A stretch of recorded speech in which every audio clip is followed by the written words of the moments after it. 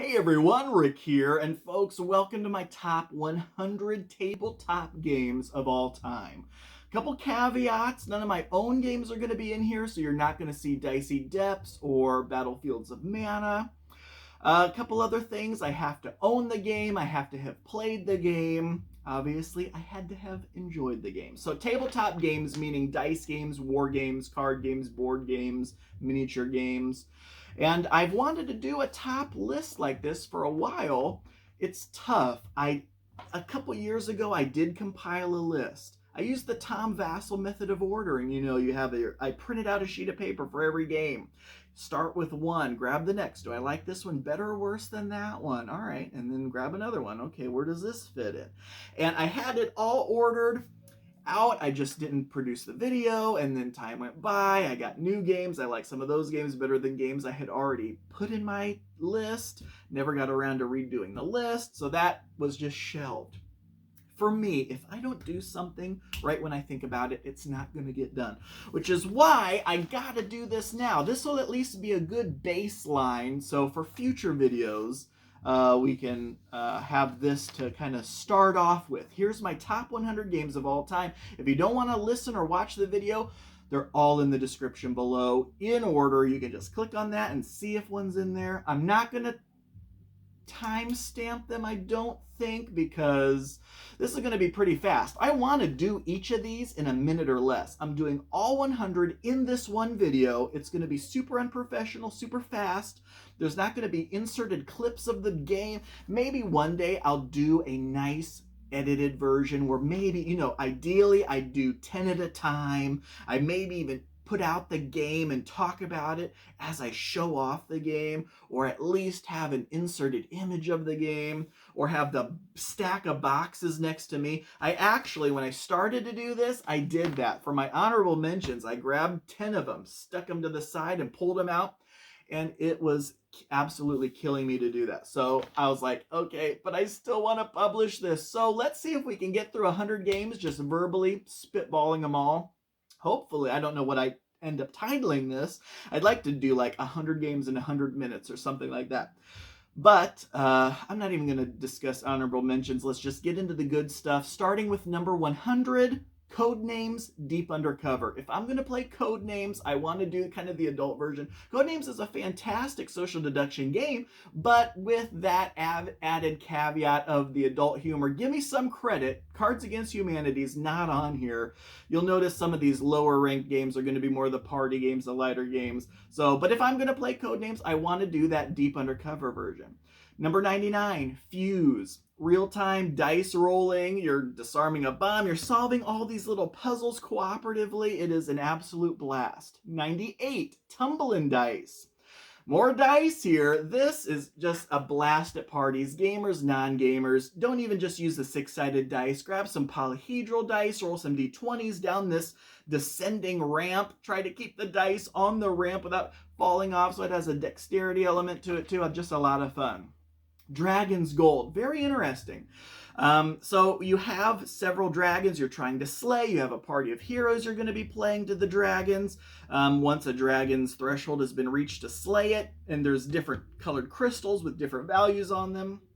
But you have only a certain amount of time between you and anyone else who contributed to that dragon to split up that dragon's treasure. Otherwise, none of you get it. So negotiation, which I'm not always the biggest fan of, but in that one, it's actually a lot of fun.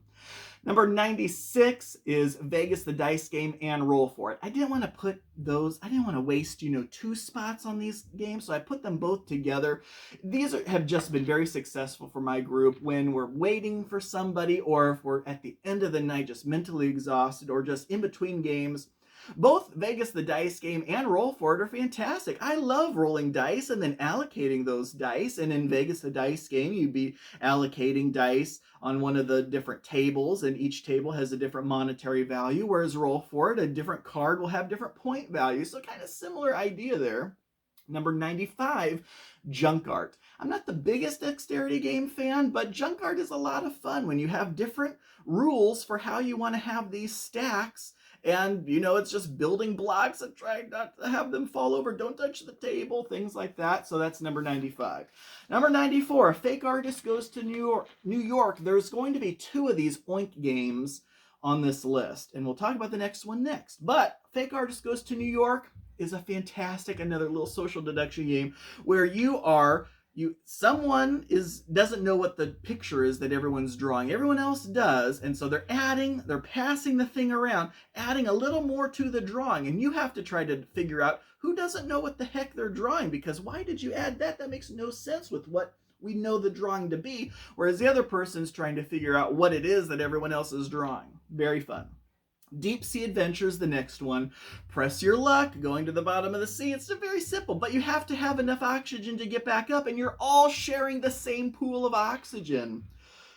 Number 92, and I'm sorry if I'm forgetting to say the number with these. Number 92, Just One. Another fantastic party game. It went over really well at one of my last game nights, where, you know, it's a very simple concept. You'll have a word, and everyone gets to write down one word that they think will be a clue to help the guesser. And it's a cooperative game. I have the guesser guess, but if multiple people wrote down the same word, then those copied words are eliminated, and then the guesser only gets what's left. So, you know, you may have 4 people writing down clues, but if 3 of them write down the same word, then the one clue left is the only clue that the guesser has left. Dust in the Wings is number 91. It almost kind of reminds me of a Mancala mechanism. You have these really cool butterfly wooden pieces that you are dropping and moving around the board, and it's a gorgeous looking game, very simple. You'll have these goal cards. Okay, we want yellow and red butterflies in this square, and once that happens, ooh, I get to claim that. So very simple, very fast, and it looks great. Number 90, Agricola. All creatures big and small. So, spoiler, Agricola. I'll just say this. Agricola, the actual Agricola full-on game back in like 2009, 2010 was my first designer board game ever. Nostalgia overload. Absolutely love it. This is the 2-player only version. Slimmed down, but still a lot of fun.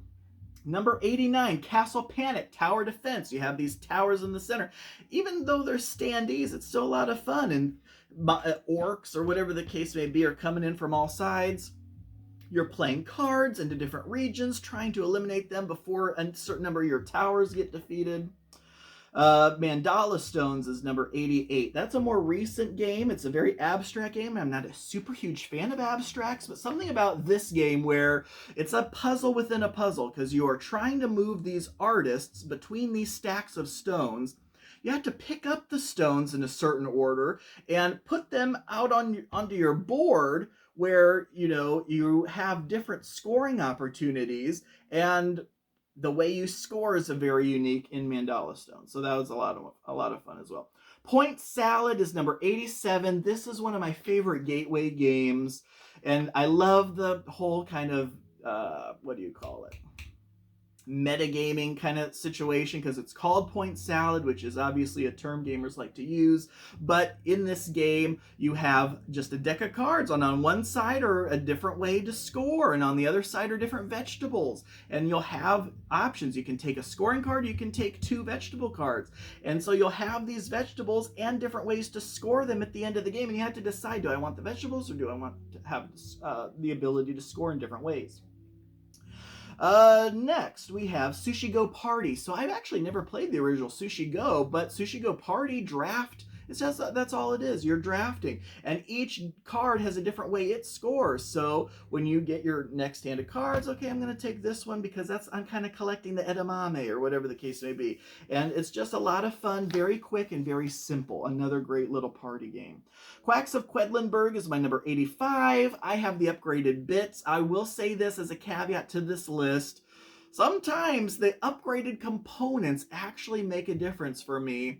I don't think it would have really hindered Quacks if I just had the normal cardboard bits, but something about the cool tokens are fantastic. You have different spell books, tokens score in different ways, and you're kind of push your luck. Okay, should I draw more? But if you get enough of these cherry bombs, your thing explodes, and then you can't score certain things. Next, we have 84, Cottage Garden. This is going to be the only one of my Uwe Polyomino games on this list. It was actually, I think, one of the first ones. I do like Patchwork Express as well as a strictly two-player, but that's not on this list. But Cottage Garden, it just looks gorgeous, and it's one of those draft Polyomino games. Splendor, number 83. Splendor, another fantastic entry gateway game. Engine buildy. So the more of, one type of gem card you have, the cheaper it's going to be to get more of that color. And I love the discounts that you get for the different colored gems. Parfum is my number 82.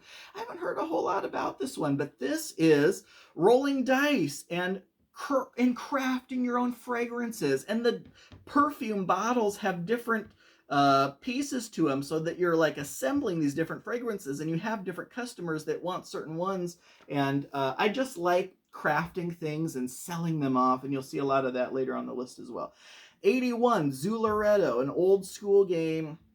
Trucks full of animals, and each person's taking one and adding them to their zoo, and things get tighter and tighter as you fill up your zoo.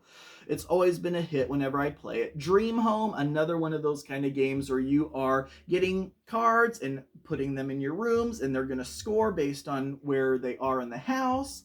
Flashpoint Fire Rescue is number 79. This is a cooperative game. You're not going to see a whole lot of these on my list. I'm not a big cooperative fan, but this one, the theme is kind of cool, and how different explosions can trigger, and, the sense of tension's rising as the whole house fills with flames, and you have to go rescue the cat or whatever in one of the rooms. Next, we have 78, Spells of Doom. Now, this one you really may not have heard of, and I'm not going to grab it. I told myself I'm not grabbing the games. Spells of Doom reminds me of Total Annihilation Kingdoms, an old computer game, real-time strategy situation. This is similar to that. There's going to be spaces out on the board you're going to want to get to put your mana control token in, and you get mana based on how many of those you control, and then you can spend that to summon creatures to help you battle each other. Absolutely love it. Takenoko, a classic. Bamboo shoots. Where's the panda gonna go? Are you irrigating things properly? 76, King and Assassins. Not going to be a whole lot of two-player only games on here, but this is a fantastic one. They just recently came out with a new edition, and it has miniatures. The original had standees. I'm torn. Normally I love miniatures, but they didn't come painted, of course, and I guess I could have someone paint it, but at least with the standees, they were full color. But it's just someone's the king and his guards, and someone is a whole bunch of peasants in town. And a couple of them are assassins. And so the peasant player is moving the peasants around the board. The guard player with the king is trying to get the king to the castle safely. But with all these peasants moving around on rooftops and around the marketplace, the guards can arrest people, but they don't know which ones the assassins are, so it's just a lot of fun. Dwarven Miner is 75. Now, I will say this. I backed one of the last Kickstarters I backed, because I don't back a lot of Kickstarters these days. I'm more of I need this game now, not in a year from now. I know it's one of those you set it and forget it kind of things, but no, I just need it now. But one of the last Kickstarters I did back was the updated version of Dwarven Miner with the Larry Elmore art. Looks great. But I actually prefer the original Dwarven Miner. However, the new version of Dwarven Miner has dice that are actually engraved. The original Dwarven Miner had stickers on the dice you had to put on there. I was not a fan of that, but hey, swap the old dice with the new dice, and I absolutely love it. It's all about rolling for resources and using those resources to craft items, and then you can sell these items. And number 74, Age of War, a very simple dice game. I think it was called something else before. It's a Reiner Knizia design, and it's all about rolling and matching. So you'll have several different castles, and you're rolling these dice. I wouldn't say push your luck, but you have a certain number of rolls to try to match the icons on these cards and keep them. And the cards are in different sets. So if there's these two gray castles and you roll, okay, and eventually I get this castle. someone else can steal that castle from me unless I get both castles in that set. Then that whole set is just mine for good. But there are some castles that have like 5 cards in a set. I think the yellow castles have 5 cards in a set. And so it's harder to get all of those without someone also battling you for them. Next up is number 73, Drako, another 2-player game. This is specifically the original Dwarves versus Dragon one. They've since come out with Elves versus a Giant. And they've even redone the old Dwarves versus Dragon one. But and I have all those, but I've only played the Dwarves versus Dragon one. Asymmetric. One person's a dragon, one person's 3 dwarves. Each dwarf has its own special ability. Each player has its deck of cards where you have a small hand of cards that you play to either hit at long distance or hit at melee or defend or whatever the case may be. So it's very asymmetric, and I'm also not necessarily the biggest fan of asymmetry in games like that, but this one actually is fun, a quick little 2-player game. Pagoda is my number 72, and after I just said I don't have a lot of 2-player only games on this list, Pagoda, number 72, just looks fantastic on the table. When you are placing these columns and then the floors, and you're stacking these things up, and it looks, when you're done, absolutely fantastic. Medieval Mastery, my number 71, another game you may never heard of, but it's great. You have, based on the number of players, you have hex tiles that you lay out to create the battlefield. Your soldiers are the pips of dice, and so you'll reinforce areas with these dice pips and battle each other using card combat. It's great. Stone Age is my number 70. Classic Stone Age. They've reprinted that recently with like a winter themed edition, which actually looks kind of cool, but mine is, I don't think mine's the original version, but it's not the winter edition. Kingsburg is my number 69. Dice placement. You have all sorts of different spaces when you roll the dice. Which one do you want to choose? And there's several phases to a game, and there's going to be battles you have to try to repel, and buildings you're trying to build. It's really cool when you have this tableau of different things that you're trying to accomplish. Theme Park is my number 67, so there are a couple of theme park games on this list. Theme Park is a fun one because of that whole real-time die rolling and being the first to grab the, you know, the option in the center where you can clean up some garbage, because building up trash is very costly in endgame scoring. Next is Pandemic Fall of Rome. That is my number 66. It's the only Pandemic on the list. I love it with the barbarians. And so instead of, you know, battling a virus, you're battling barbarians. Oh my gosh, I completely skipped one. So 69 was Kingsburg. 68 was Space Base.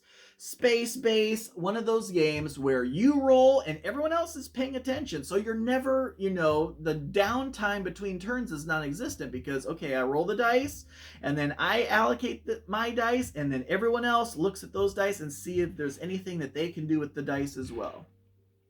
And then 67 was Theme Park, 66 was Pandemic Fall of Rome, 65 is Krosmaster Arena. Final Fantasy Tactics, the board game, essentially. You have a grid and heroes with a card, and I have a binder with all these cards. Back in the days when I did back Kickstarters, I would back all those Kickstarters. I even shelled out for that super expensive 3D terrain board, and all the figures are pre-painted, and they're kind of chibi style, and all the accessories, little gold coins, everything is decked out for that, and I love it. Number 64 is Celestia. This is another one that I will bring out with new people because this is a push your luck kind of game. When are you going to jump out and take the treasure? Do you think the driver of the airship this turn is going to have the cards in their hand to repel whatever happens as they continue down the line? The treasure's going to get better and better, but do they have the cards to get us to the next space? Or do you jump out now and just take the treasure? It's fantastic. Plus, it's a cool little airship.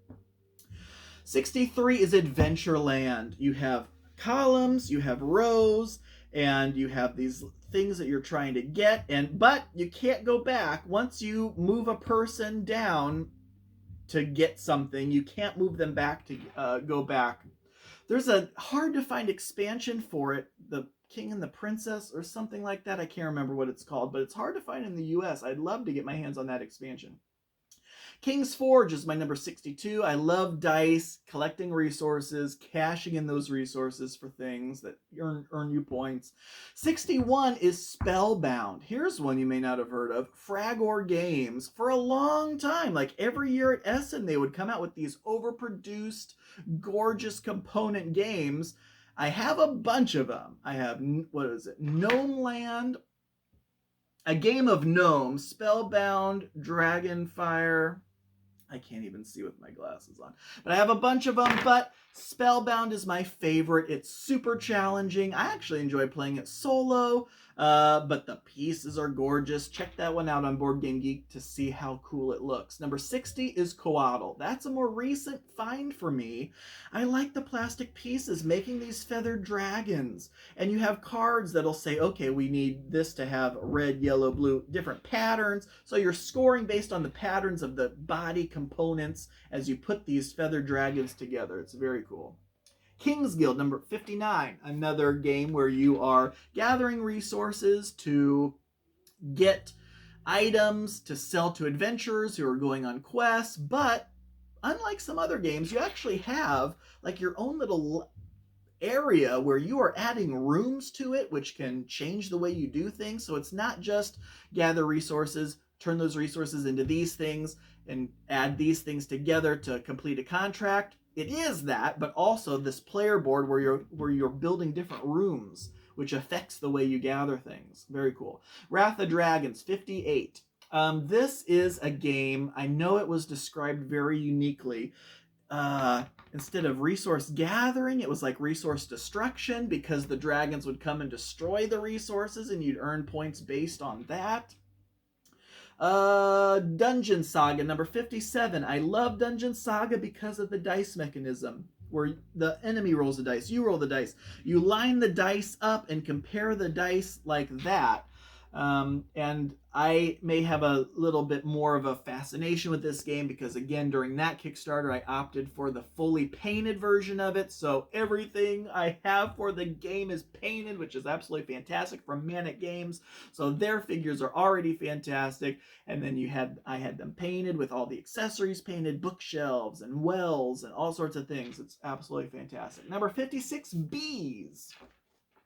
These little bumblebees are adorable. And it's so funny because you think bumblebees, everyone kind of jokes bumblebees are kind of clumsy and they're big and fluffy. And you almost move that way because when you have to determine a direction you want to move it and then move that many spaces. And it's hard to plan. Okay, if I go this way, my goal is to get over here. And so where do I turn to go and then move and go on this hex field? But the cool thing is you're trying to collect nectar, and you have your little hive, and it's the patterns of the colored nectar that you're acquiring that scores you points. Okay, we gotta speed up. Meeple Land, 55. Another theme park game.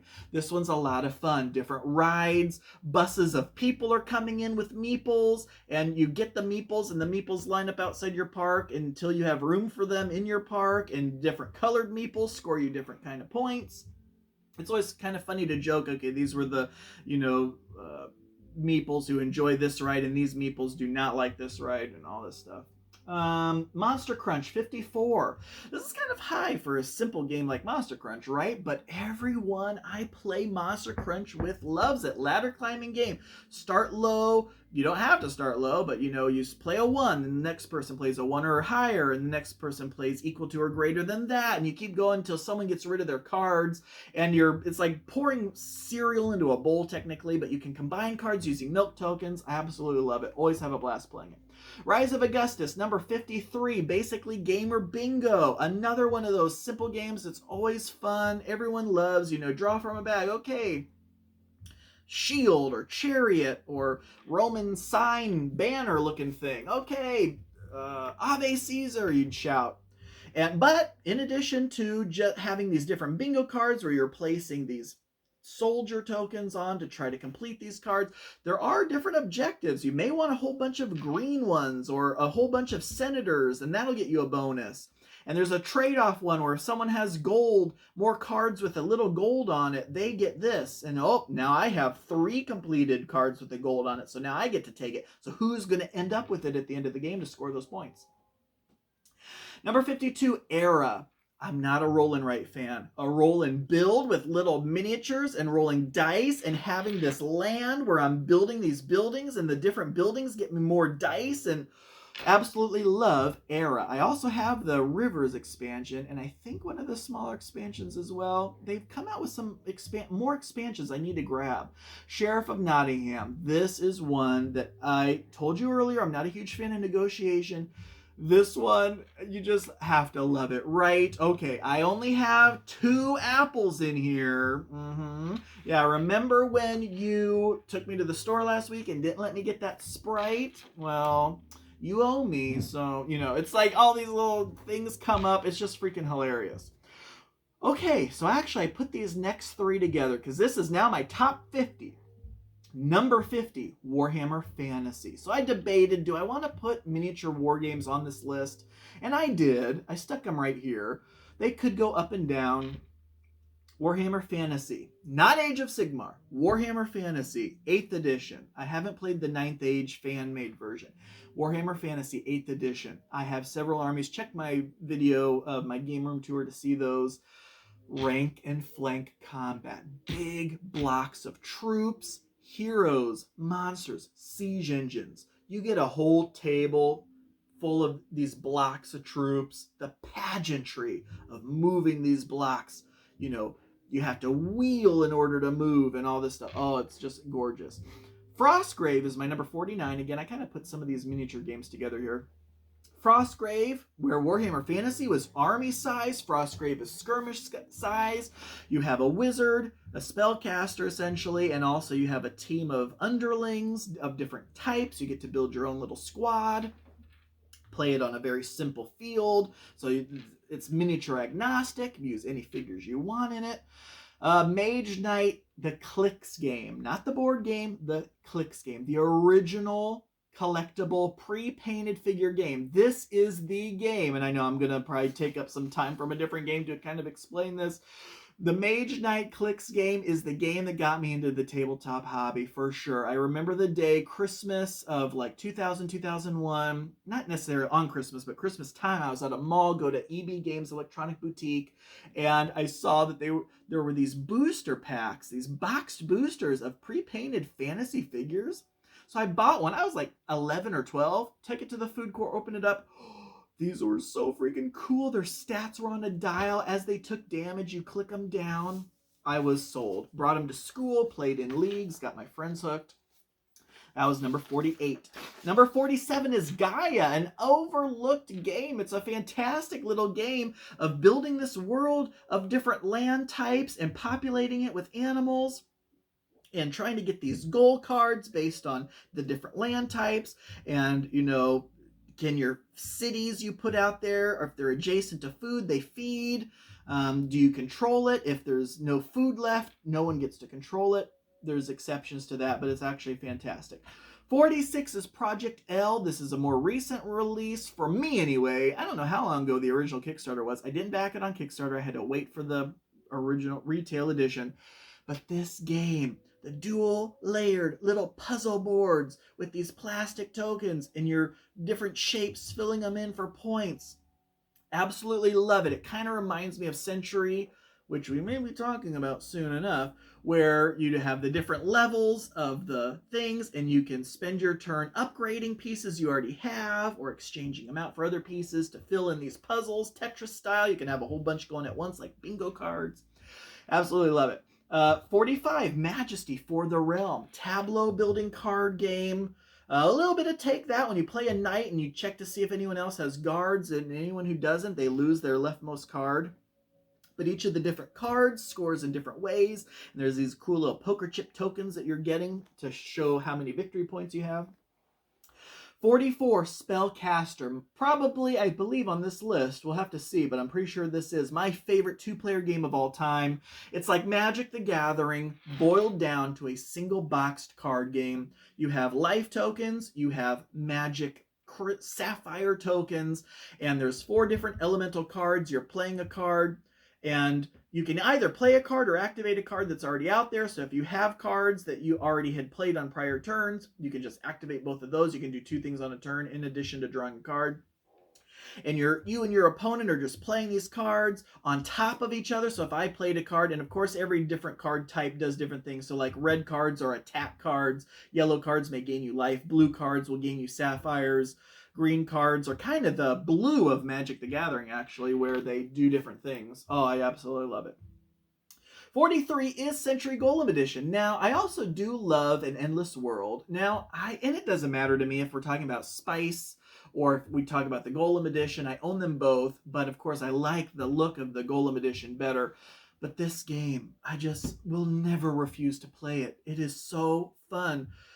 You know, gathering your hand a card. Now, what's your strategy? Are you just going to be someone who has a couple cards and you play them, pick them up, play them, pick them up? Or are you going to have this whole hand of cards where you play a card, play a card, play a card, play a card, play a card, then pick them all up because you're trying to get the different colored gems or spice to fulfill these different requirements? I do like an Endless World, actually, with the different options you have out there. I didn't put it on the list, though. I'm not necessarily saying this spot goes for the trilogy. I don't really like the middle one. I don't even know if I've played the second one.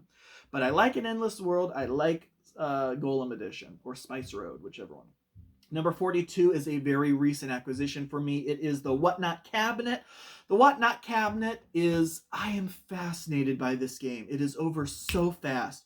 2-player version, 4-player version, whatever the case may be. I love how there's 5 different actions you can take. Whatever actions you take, you slide up the pawns, and that's the player order for the next round. You're drafting 2 tiles at a time, and so in your board, which is, a 3x4 board, so you're only playing 6 rounds, but in a 2-player game, you're only playing 3 rounds because you take 2 tiles, and then you're going to go again that round, take 2 more tiles, so then you'll take 4 tiles each round, and so it's over in 3 rounds. It is so fast. You can play multiple rounds of this game, and it is great. I love the puzzle aspect of columns are for colors, rows are for different objects, different ways to score, and a bunch of different goal cards. So you're always trying to balance, okay, I want these goal cards. I want to fill up my corners, but I also need this column to remain blue to get the 4 full points. Anyway, I love it. 41 is Reef. I love pattern matching, and Reef is another simple game where you have cards, you're trying to get patterns to show on your reef. It's from a top-down view, so you have different colors of coral, big chunky plastic coral pieces you're putting out there. Okay, and now I've accomplished this card. It's fantastic. Happy City is number 40. This may be a little high, actually. When I made this list, I just kind of put them in an Excel spreadsheet, and I was kind of reordering them manually. But I honestly do really like Happy City. It's your people points times your heart points. So you have population points and heart points. You have a tableau of buildings that you are purchasing to build in your town, and some buildings give you people points, some give you heart points, some give you neither, but maybe boost your income so you'll get more money to buy more cards later. There are goal cards, so if you have some buildings are different colors, so if you have a green building, a blue building, an orange building, okay, I can claim this bonus card. It is one of the buildings in your tableau as well. It's very simple, very fun. Fleet Commanders, number 39. Just like I like Mage Knight with a dial, these Fleet Commander, it doesn't quite have the same. They still have a dial, though. It's space battles on a grid. I love the dice, though. It's, again, which do I want to do? I'm going to be rolling a few dice, and I want to kind of block that guy's shot, so I may roll like a shield die, but I also want to move a lot. So maybe I'll use a couple more move dice, or I'm just going to sit here and I'm going to fire, so I'm just going to roll all attack dice. So I like the choosing which dice you want. Different colored dice do different things, and you get to choose what you want to do on your turn for your ships. Looters is number 38. Looters is a fantastic little card game. This game has everything I want in a little quick card game. Number 1, it plays up to 6 people, which is fantastic. So many times someone will bring their spouse or whatever, and I want to make sure that everyone gets to play a game. And if we ever have more than 4, that's when I start to, sweat. Okay, do we have 5 or more player games that I want to play that aren't just party games? Looters is a fantastic game where you are playing these monsters and you have these little cool heart tokens. It's from Cool Mini or Not, and you're rolling dice to try to loot and get coins versus attacking other players' monsters. So it has everything. Different monsters that you play in cards and rolling dice and getting treasure and little plastic treasure coins and little plastic hearts. The components are fantastic. Okay, number 37 is Chai.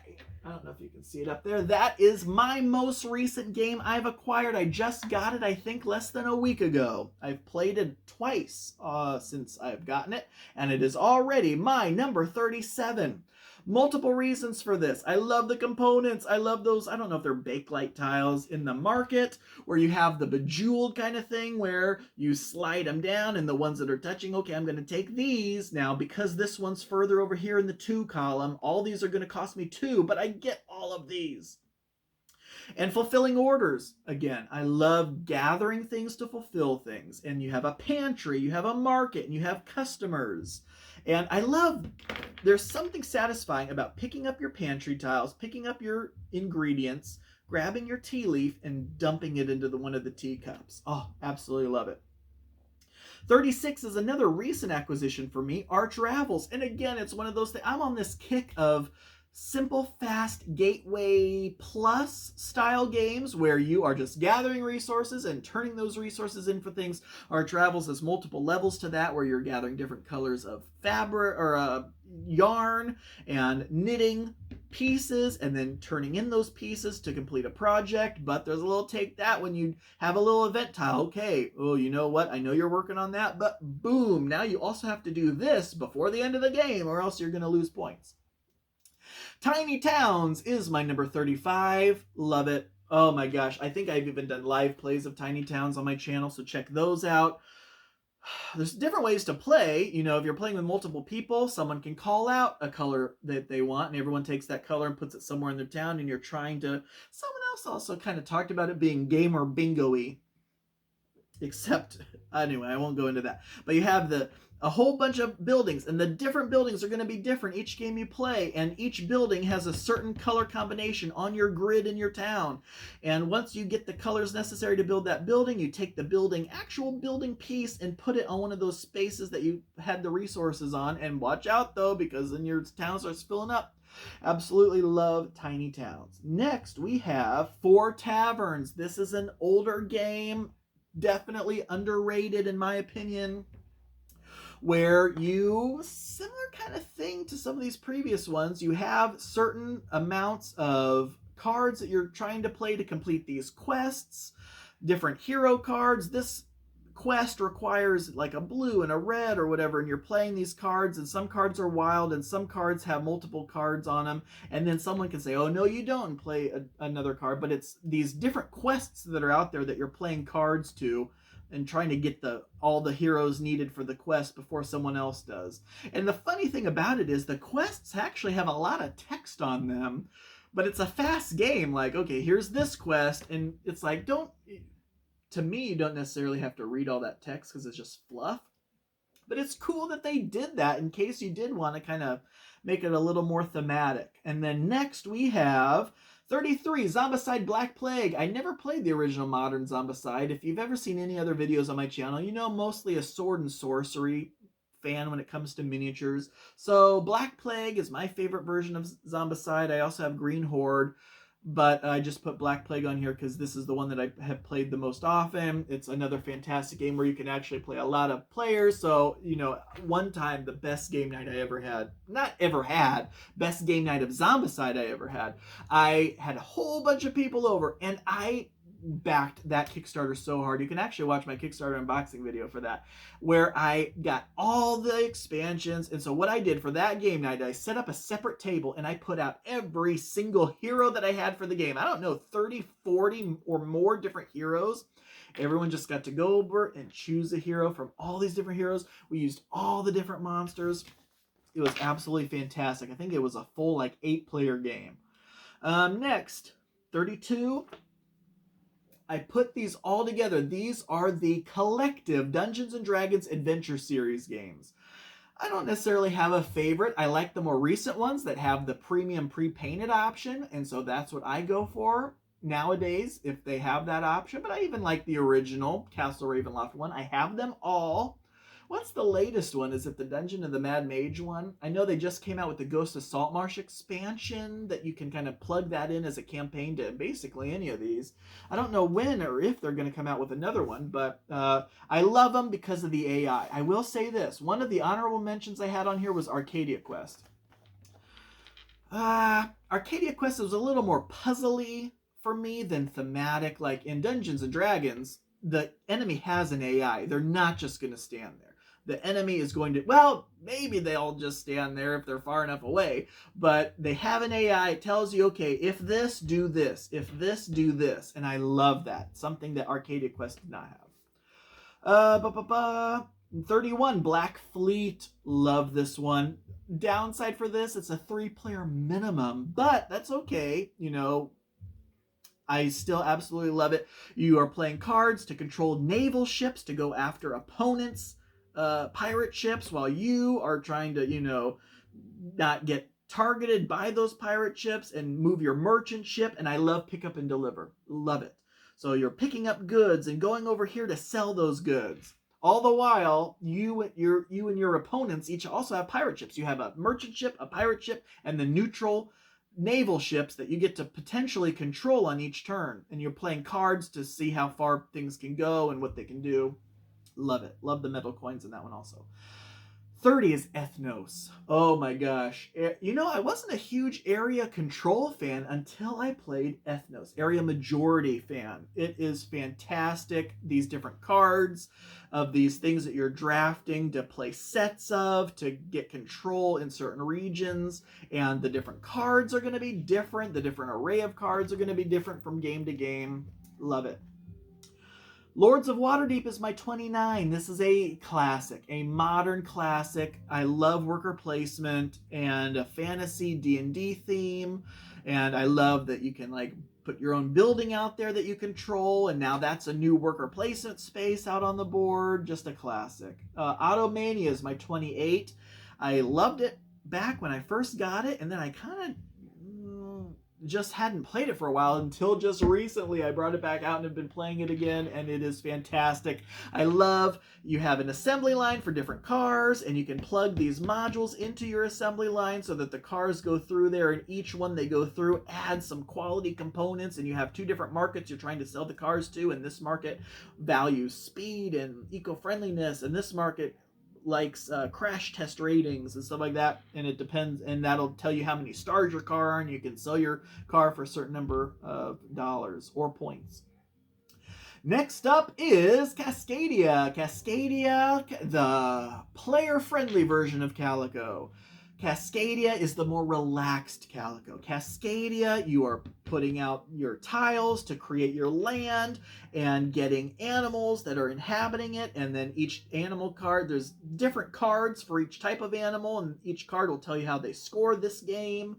And so you're trying to get different patterns of animals, all the while trying to keep groups of land masses large so you can get the majority bonuses, or, you know, for having the largest of each land type. Next is Hadara. This was a more recent game for me. When it first came out, I looked at it and I thought, you know, that may be kind of fun, but I kind of let it slip by. And then, spoiler, Crown of Amara is way higher on this list. It's by the same designer. I don't know if I realized that when it first came out, but that prompted me to take another look at it. And so I picked it up, played it, and yes, I've been enjoying it. It's tough for me. It could be higher. It's this far at number 26 because it is just grab 2 cards, keep one or sell one and discard the other. Everyone does that for each of the different card types. Then we're going to do it again based on the faced up discard cards that we've discarded.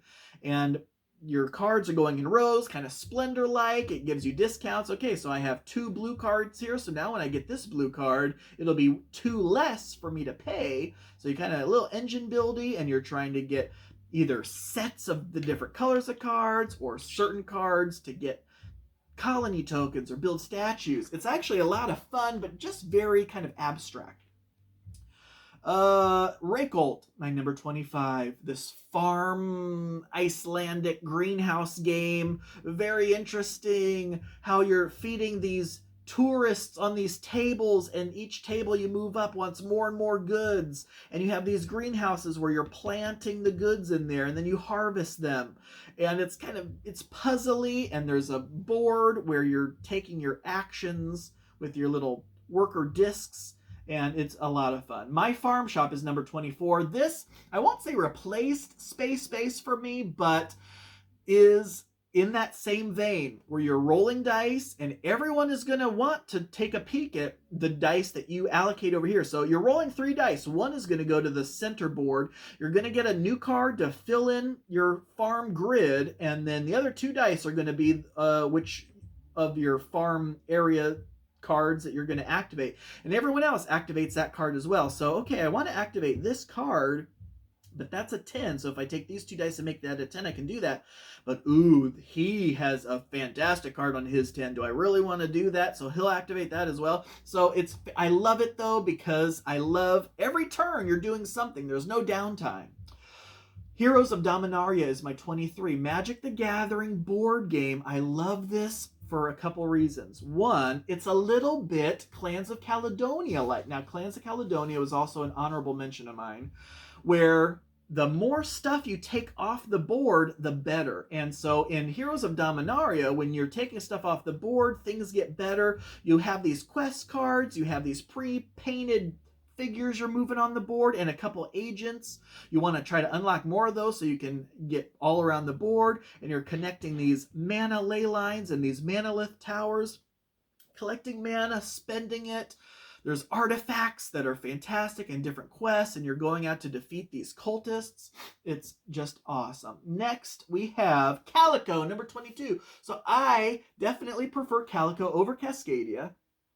Calico is a much more tension-filled puzzle, and it's that tension I love, especially once the board gets full. You know, there's actually a couple spots in Calico where you can dump something if it's an absolute terrible draw for you, but once you fill up those little freebie spots, then you're going to be impacting one of your 3 goals you're trying to do, colors and patterns. You're trying to get buttons and attract cats, all the while trying to get both A and B on each of your scoring tiles, and it gets and you're like, okay, I just need a green in this pattern to come up, and will it come up? It's kind of luck of the draw-ish, but it's, oh my gosh, the tension absolutely makes that game for me. Number 21 is Little Town. Little Town, kind of like Lords of Waterdeep, you are putting out buildings that other people can get benefits from, but if they do, they're going to pay you for it. But it's worker placement. You put a worker out and gain everything that's around you. And so when you're building buildings, you're putting the buildings out on this world, and you can use those buildings. They become new spaces you can use. Absolutely love it. Castle. Okay, so now we're in my top 20. Number 20, A Castle for All Seasons. You are working competitively to build up this castle, different buildings and watchtowers and the keep and all this stuff. However, the cool mechanic in this game is the card you play is a certain order. So you can play a really good card, but it's going to come later in turn order. So is the stuff you want even still there by the time it gets around to you? And then we have Architects of the West Kingdom. Worker placement again, but you put the more of your person on a certain spot, then when you go there again, you get even more of those goods. So how do you stop that? You go somewhere and you send all those opponents' people to jail. You collect them on your board and then you send them to jail, and you get money for doing that. And then there's cards, different cards you're going to want. You're building buildings as well. It's fantastic. Next we have, and the other thing is the Virtue Track. I just got to say that the Virtue Track, because you can go to a black market, which gives you a lot of fantastic things, but then you may lose points the further down on the Virtue Track you're getting, or and you can't build on the cathedral anymore if you're way down here in the bad virtue. Your morals are terrible. They won't let you work on the church anymore. Speaking of churches, number 18, Red Cathedral. This is a fantastic game with a rondel, and you are going around the rondel, rolling dice. Well, you don't roll the dice till after you go there, but you look at a space you want, and you take the die from that space and move it that number of spaces around the rondel. And it's tricky sometimes when all the dice are showing faces that would get you not to where you want to go. But it's very cool when you're building the cathedral and you take ownership of a space. So it's nice that when you take ownership of a space to work on that space, no one can take that from you. But if there's spaces above it, they can build up there. And if they complete their section before you, there's a minor penalty. But it's another one of those gather resources to complete projects. I love those kind of games. Next, we have Mythotopia number 17. This was a re-implementation, I believe, of A Few Acres of Snow, Mythotopia, fantasy-ish, but it's mostly combat, and it is deterministic combat. And the fantastic thing about the game is, in the end, that's the action you take, is when you are going to win the game, you just take an end the game action. You resolve all the battles that are going, and you have to be able to win the game after all battles have ended. So you resolve all battles, and then you adjust the victory points accordingly. And if you're still in the lead, that's when you win the game. And I love the card play. It's all about deck building. There's a market of cards you can add to your deck, and all the different provinces out on the map are something. Some provinces will give you military, some will give you food, and you have to spend food to move. And I absolutely love it. I honestly think it's best with 2. As much as I love playing these games with more people, and Mythotopia is tough, because if someone's about to win, obviously the other 2 players are going to do everything they can to get into battles with that player so that they can't take an end the game action, because they'd actually lose points. So with 2 is probably ideal. We have 16 is Castle Merchants. Castle Merchants, a classic, an underrated gem with terrible components, but it's card play. So you have these different terrain tokens you put out. You're a merchant, and you are going to gather goods and go to these different castles or regions to sell your goods, and you're moving based on cards. And so if I have 3 plains cards, I'll play those and put 3 plains tokens out there so my merchant can move along those. Someone else can play a rock slide, though, and cut off my advance. But it's so nice when you draw the cards and you see, ooh, I can play 3 plains in 2 of these other landscapes. And so I can move into the castle and sell my goods. So it's a race to sell your goods, but it's playing the cards, which is the fun part. Wingspan is my number 15. I just love everything about it. I love the art. I love the sheer variety of cards, the bird cards, grasslands, wetlands, where your bird can be played in different rows, and you want to play more cards in a row to get the effects of that row to become better, and the cards themselves have effects when you walk your thing back. And I absolutely love Wingspan. Caelus is my number 14, old school, like the godfather of worker placement games. I love in Caelus that all the buildings are visible and you can choose from right at the beginning. It's not one of those situations where, okay, I can only build these. Now, some buildings do unlock other buildings, but like for the most part, like wooden buildings or stone buildings, you get the whole gamut of those. Which ones do you want to build? Then you have the provost and the bailiff, and the provost, you can only activate buildings where the provost before where the provost is. Anything that's after the provost, you can't work. So, okay, this is a cool building. Do I put someone on that building or activate that building? But they may move the provost back, so it screws me out of being able to use that. It's fantastic. Carpe Diem is my number 13. It's my favorite Stefan Feld game. I love, and I have that.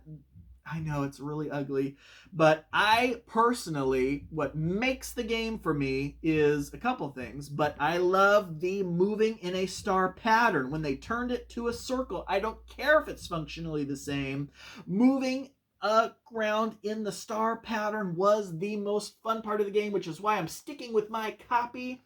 And I refuse to get the new upgraded copy, even though the dark green and light green tiles are kind of hard to determine in certain lighting, and the game is just not very good looking at all. But I love also the score. You can see all the scoring possibilities from day one in that game, but you're only going to get each scoring combination on there once, and then that'll be it. So even if you're going to lose points, maybe I'm going to take this scoring opportunity to stop you from getting those points, because I, with what I have, couldn't have scored anyway. So I'm just going to take that scoring opportunity away from you. Master Builder is my number 12. Master Builder is a fantastically overrated game. Underrated, overlooked. You are building 3D cardboard models. You are bidding for contracts for a guardhouse or an inn or this or that. And you get all the pieces for it. In order to assemble the pieces, which includes 4 walls and 2 roofs, of each piece, or if it's like a castle wall or a town wall, it's just 2 feet in the wall. You have to have the right combination of workers. But the funny, quirky thing about this game is your workers, each round is going to be an event that may knock out some of your workforce. There's 4 different levels of workers, and you play an event that says all novices, there's a strike or something, and all green workers aren't working this round. And that you needed the green workers to build this, otherwise now you can't build what you wanted to build. So I love, number 1, that you're building a 3D representation of a medieval town. And this was years ago. I should have put down what the published date of this game was, because it's an older game. You're building a 3D representation of a medieval town, and also hiring and firing workers, and having these events may knock out some of your workforce from round to round. Number 11, The Bloody Inn. Love it. Love playing it solo. Love playing it with people. I love the theme. I love the art. I love the idea of the different levels. So you want to bribe somebody so they can become an accomplice, because you're going to need some cards in your hand to do what you want to do, which includes building an annex to where you then kill a guest in the inn, and then they're an unburied body, and then you need more cards to bury the body. So you need cards. You need to bribe people so that you can then build an annex, so that you can then kill people and then bury those bodies. Not necessarily in that order, but you're going to need a place to bury somebody at the end of the round. If there's law enforcement out there, you're going to be out of luck. But you can actually bury a corpse under someone else's building, and you have to split the loot with them, but that may put them in a bad position. If there was nowhere else to bury a body and there's law enforcement, oh, sorry, I just buried my body there. They can't refuse. Oh, I absolutely love The Bloody Inn. All right, we're in my top 10 games of all time. Number 10 is Escape the Dark Castle. Escape the Dark Castle is one of the most successful games. Some people like games we play at game night. Some people aren't the biggest fan. I don't think there's been a single person who has not absolutely loved Escape the Dark Castle, and it is so simple. Dice rolling and dice matching. You have story cards that read like a book. And we nominate someone to be the first person to move into the next room, turn the page and read what it says. And it's spooky with a spooky soundtrack and everything. And okay, this challenges this old decrepit guard. And in order to defeat him, we roll these chapter dice, and it sets up certain symbols. And now we all each have our character die, and we're rolling, and every die that we match, we remove those. And if there's still enemy dice left, then they hit us. And we may find scraps of food and bread to heal, but healing's not the most common thing. And it's just an absolute load of fun.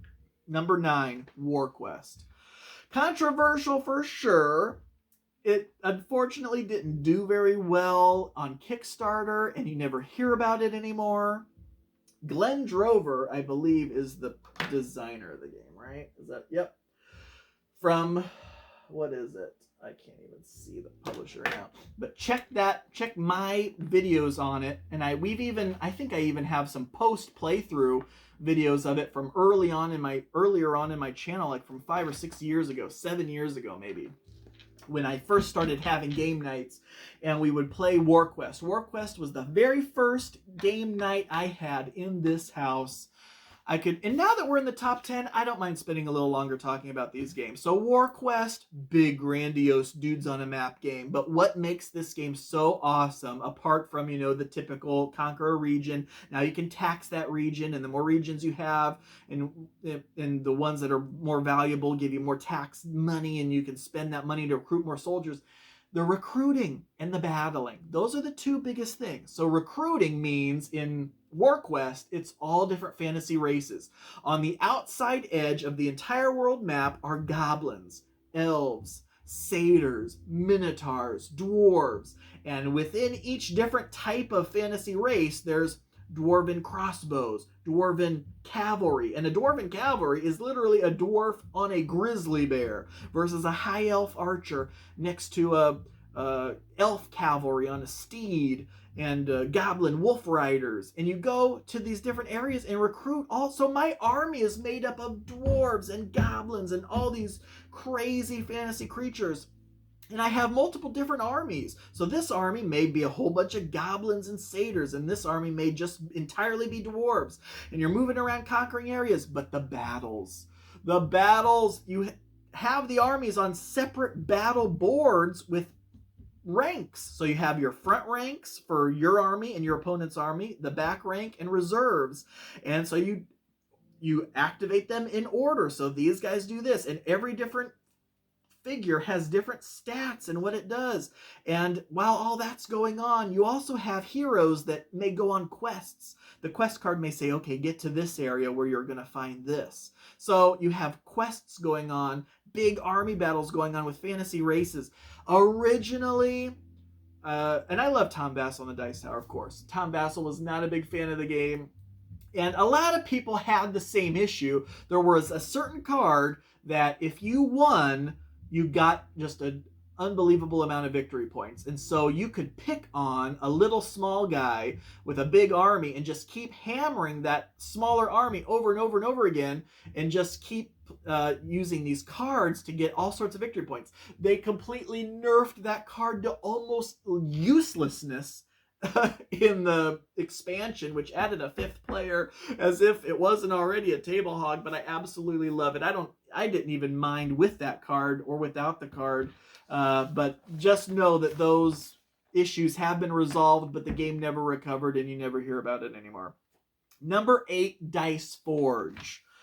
Customize your dice. You have a section where you can spend gold to get new faces for your dice, pop off the old face, put the new face on. You have 2 dice, and it's another one of those games where everyone is rolling dice on every turn. Only the active player can actually spend their accumulated resources either on cards that may affect things, let them get re-rolls or something, or gold to go over here and buy new faces. But everyone on every turn gets to roll dice and accumulate resources. Love it.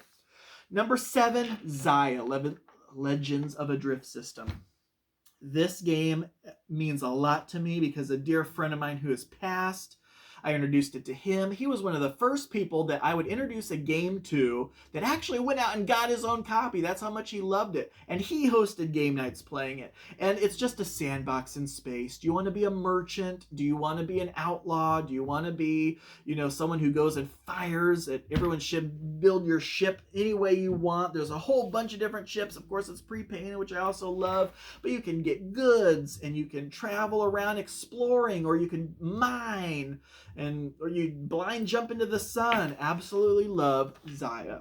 Number 6, Gizmos. Gizmos, one of my favorite games of all time. Obviously, it's number 6. It's the daisy chaining for me, folks. It is gathering, again, the resources, the energy spheres out of the dispenser to then spend those on these cards. And when you do an action, whether it's pick a certain color marble or build a certain color gizmo, you go down the line and, okay, this triggered, and because that triggered, this triggered, and this whole daisy chain thing goes on. You get these combos, which I live for. Number 5. Which used to be my number 1 of all time. Back when anyone would ask me, what's your favorite game of all time? This is what I would say. And that is, we talked about it earlier, Agricola. My first designer board game of all time. I remember when I first got it, I was like, oh my gosh. And it opened me up to Board Game Geek. And, you know, obviously now we have games all over the place. So Agricola for me is awesome. The worker placement, even the feeding your people aspect. Why do I prefer this over Caverna?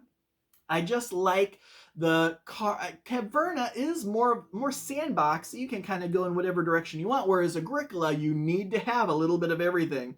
Not necessarily. You can forgo something knowing you're going to be penalized for it as long as what you do is, you know, strong enough. And then you have occupation cards and minor improvement cards, and you get these cards at the beginning so you can kind of see how they'll work together and kind of play in your strategy. Worker placement, only one person per space, and when do you expand your family knowing you're going to have to feed them all? I absolutely love Agricola. Number 4, Kalimala. I love this for multiple reasons. Number 1, all the different scoring types. There are 15 different things that are going to score. Actually, more than that, because there's also cards that will also score. But it's fast. I love the worker placement aspect of, okay, I go here, I get to take both actions on either side of where I put my disc. There's 2 different colors of discs, your color and a white color, and everyone starts out with a couple white colors also, but when you use your color, you get each of those actions, you put a disc in between once. If you put a white disc there, you get both of those actions twice. But on someone else's turn, they can also go there. They put their disc on top of yours, and as long as it was your color disc that they put it on top of after they resolve their actions, you get to take those actions again. So do I really want to go here? Because now all the discs below that are also going to get to do those actions again. And once you stick a 4th disc on a pile, you take the bottom one out, and boom, that's the first of the scores. And once the scoring starts, it is a chain reaction, and it's all majority bonuses. How many artworks did you contribute here? How many wood in general did you contribute to the construction across here? How many cloth were you able to deliver to sea cities versus land cities or specific cities? It is awesome. Kalimala, number 4. Number 3, Crown of Amara. Designer of Hadara, Crown of Amara. Oh my gosh. 2 different rondels. I love the idea of you have this little hand of cards, and you get to choose which spot you play the card in, and whichever, it's a 1, 2, or a 3, whichever spot you play the card in, that's how many spaces you move your counselor on one of the 2 rondels. So you have to map out in your mind, okay, I get what's on this card. If I put this card in the 2, I can move this counselor, boom, boom, and then I can claim what's on the card and use that to spend it where that is, and then that'll give me this, which I can then use on my next turn if I play a card in the 1 spot, so I can move that guy 1 space. And it's, oh my gosh, I could talk about forever. I absolutely love it. That is Crown of Amara. Number 2, which I almost debated if this was going to be number 1 or not. Number 2, Praga Kaput Regni. This game blew me away. I don't know, this is going to be one that's going to be hard to kind of describe without actually looking at it. You have a action wheel, an action crane with these action tokens on it. On your turn, it's kind of simple. You just take one of those action tiles. There's 2 actions on it. You pick one and you do that action. You also get a bonus off of the wheel from the space you pulled that action token. That may make you decide, well, you know, I kind of want to do that action, but I really need an egg. I know, it's hard to describe if you haven't seen or played the game. Eggs are a resource in the game, and if you want something that's on the wheel, it may influence which action tile you place. Or, some action tiles are either going to be free to take, or cost you gold to take, or maybe give you victory points to take if they've been on the wheel for a certain amount of time. And there's so many ways to score points. You can build walls. Oh my gosh. You have 2 player boards. You have a gold crane and a stone crane that you keep track of how many of those resources you have. You have production tracks to show you how much gold and stone that you're going to be producing. You have 2 other tracks for your technology and your university. And I know it probably sounds like gibberish, but then you also have another board that has all 6 of your possible player actions on it, which you can upgrade. So in addition to, you can build walls around your player board. You can build buildings out in the city, and you can also upgrade those action spaces. So one of the things you can do is upgrade and take a tile and put it on your action board. So now whenever I produce gold, I also get a victory point. Or every time I go on the King's Road, I can sell a stone for an egg or something like that. So there's so many ways to score points, so many tracks. It's almost mind-bending, mind-twisting how you have to put this all together, but I absolutely love it. I have not once thought anything less than absolute joy, win or lose, in Praga Kaput Regni, which leaves us to my #1 game of all time, and that is CO2 Second Chance. Specifically Second Chance, and specifically the competitive semi-co-op version of Second Chance. I love the first edition. I backed the Kickstarter for the second edition. You had these 3D models of power plants, which looked gorgeous. The whole graphic design was awesome. I am not a cooperative fan. Despite some of these, I don't know, what were some of the cooperative games on the list? They were kind of simpler, like party-style games, right? So, or like Flashpoint, Fire Rescue, and stuff like that. But I'm not generally a big cooperative fan, which is why was Spirit Island on my honorable mentions. No, it was not. So I like the semi-co-op version, where the only reason that it's even semi-co-op is because once the pollution track reaches a certain height, if it gets above like 500 parts per million CO2, then everybody loses. And so it's semi-co-op because if you see we're starting to fail here, maybe quit just working on your own power plant and see, okay, he put infrastructure there. We're about to end this round. I don't see anybody who's going to be able to build that power plant. I could. So I'm going to put my power plant on his infrastructure, and that will replace a old fossil fuel plant and knock that CO2 level down a little bit. So you have to, that way not everyone's working and focusing on their own things. You do have to not really work together, but, you know, see what other people are doing and stop from everybody losing. But that is my absolute, the only way I'll ever play. I haven't even looked at I kind of flipped through the cooperative rules, but the semi-co-op competitive rules are the only way I play. I absolutely love it.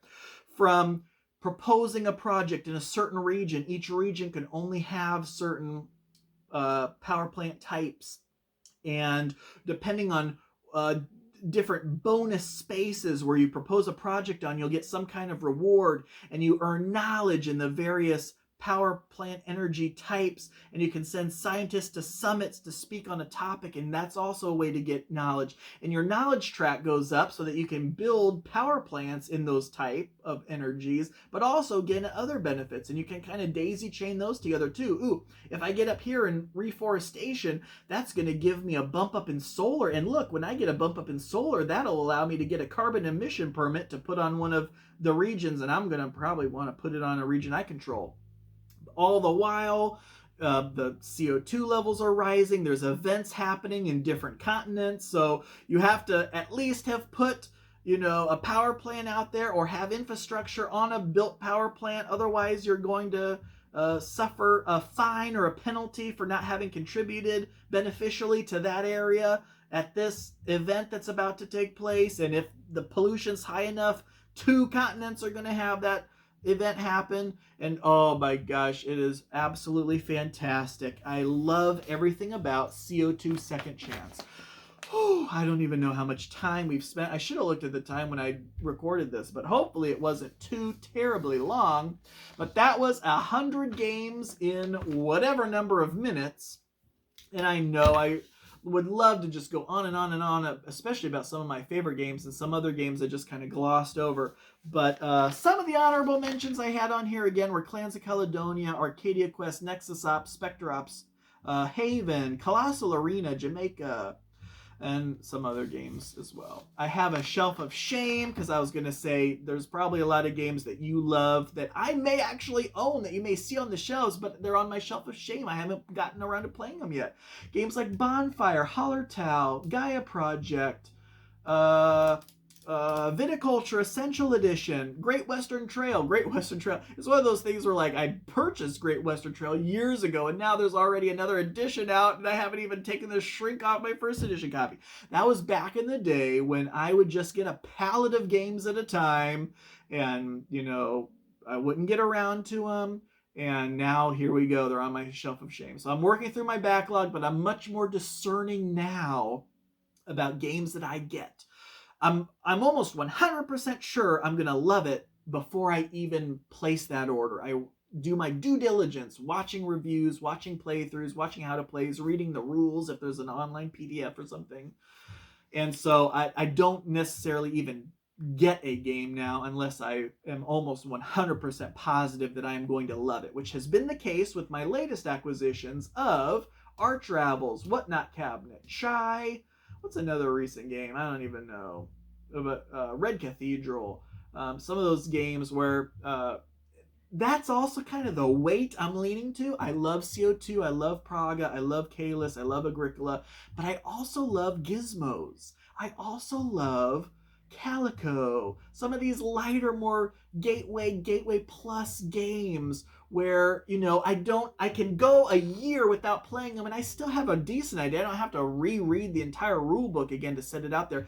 Mostly because that's the level of my game group. When we play games, most are going to lean toward that gateway plus level of game. So I don't necessarily get a lot of the heavier games to the table. So if I want to take the shrink off of Gaia Project, which I absolutely do, I'm going to have to wait till like a certain specific friend or two who is okay with that level of game can actually play that level of game. So anyway, folks, I truly appreciate you taking the time to, even if you did not listen to a word of this, if you just clicked on the description to see all the list of games that I had posted there, I appreciate you just for taking a peek. This is something I wanted to do for so long. And if I was going to wait until I would do a fully produced version, 10 at a time, have the box next to me, maybe open the box, maybe have it set out, maybe insert pictures of it as I was talking about it. If I was going to wait to do something like that, I would probably never get around to doing it. I would love to do that maybe for like my top 10, just do a separate video. Here's my top 10 favorite games, and here they are laid out one by one. But don't hold your breath for that either. Oh my gosh, I'll tell you now that we're, you know, this far into it, I don't even know how. I'm not too worried about going even longer. But I had my honorable mentions. I had them stacked right offside the camera. And as soon as I grabbed the first one and brought it over here, and I was like, okay, I'll talk about each of these games one by one, I just told myself, nope. And I was like, I just can't imagine. Now I'm going to have to put these 10 games away. And now I have to do that 100 more times. I don't know. I just really was not in the mood. And I didn't want to do a scheduled upload thing where I do 10 at a time. And then when I upload things, I want them just to be up. I know I'm a terrible YouTuber. But that is what I wanted to do. I just wanted to get this out there because now I can finally say my top 100 games are on YouTube. Use this as a reference for me, this list, so maybe next year or the year after I can start looking at, okay, what's changed since then? That would be actually a lot of cool, very cool to look at. All right, folks, that is it. Thank you all so much for watching. I do truly appreciate it, and until next time.